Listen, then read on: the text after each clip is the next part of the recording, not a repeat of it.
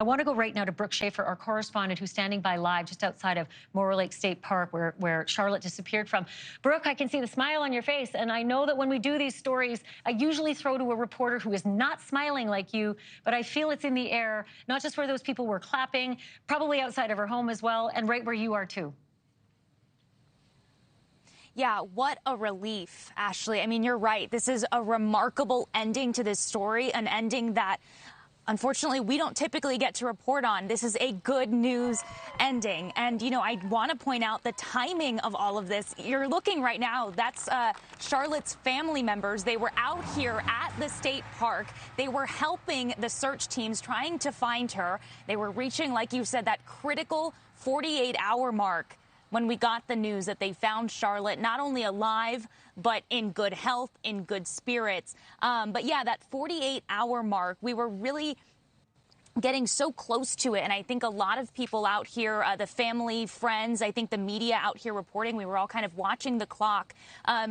Around 4 o'clock Eastern time this afternoon, New York State Police put out an update of sorts. They said that they had about 400 people searching on the ground here at the state park for 9-year-old Charlotte. But as of that point, they hadn't found her. About 2 hours later, we got the news. They were able to find her. She's in good health. And I heard that she went to a hospital. She's with her mom and dad right now.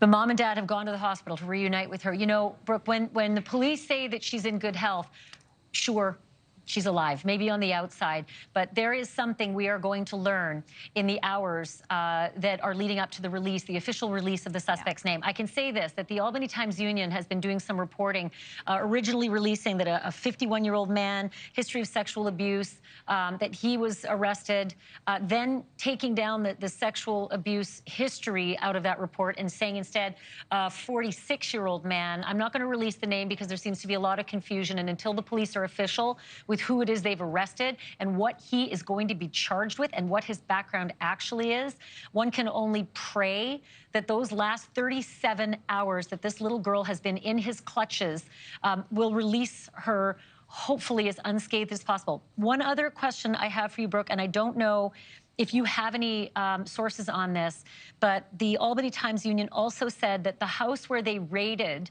and arrested this suspect, his family members apparently lived in that home, and that the child, as well as the suspect, together may have been found in a trailer on that property. Are you hearing anything like that out there? We're still waiting to confirm that information, Ashleigh. I'll tell you, New York State troopers at this point staying pretty tight-lipped as far as their investigation stands. We were hoping to have a press conference tonight with troopers, be able to ask those questions. They told us there will not be any press conferences from them. We know New York Governor Hochul is expected to have a press conference in the next 30 minutes or so, so hopefully we'll get some information. But what I can tell you about this suspect, what we do have confirmed, is that New York State Police said that through their investigation today, they were able to find out that this suspect was apparently in the vicinity of this state park around the time that this 9-year-old girl disappeared. She was riding her bike around the park. She was here camping with her family. She vanished. They eventually found the bike, not her. So through their investigation, again, they had 400 people on the ground today searching for 9-year-old Charlotte. They were able to find out this suspect was in the area. They tracked down some of his known addresses, and then troopers went to that address. That's where they found Charlotte. Again, that's the confirmed information that we have. Of course, a lot of questions for New York State troopers. We're expecting, hoping for a press conference with them tomorrow at some point. Unbelievable. One other quick note, Brooke, I want to mention here.